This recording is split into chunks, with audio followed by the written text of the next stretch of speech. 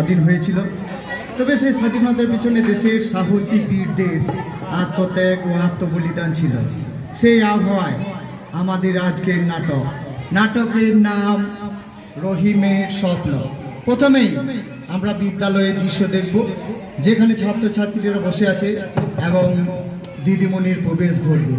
শুরু হচ্ছে নাটক রহিমের স্বপ্ন। Good morning, students.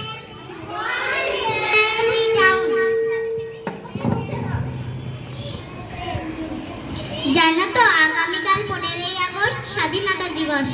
আজ সেই বিষয় নিয়ে কিছু আলোচনা করছি। 1947 সালের 15ই আগস্ট ইংরেজদের অধীনতা থেকে আমরা মুক্ত হয়ে স্বাধীনতা লাভ করেছি। কত বীর শহীদ রক্ত ঝরিয়েছে এই দেশ স্বাধীন করতে, তবেই না আমরা অমানসিক অত্যাচার থেকে রক্ষা পেয়েছি।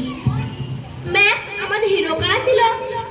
আমাদের হিরো ছিল নেতাজি, ক্ষুদিরাম, আশফাকুল্লাহ, রাসবিহারী, ভগৎ সিং, গান্ধীজি, আরো সব বীর শহীদরা। ম্যাম, তারা কি কষ্ট পেয়েছিল?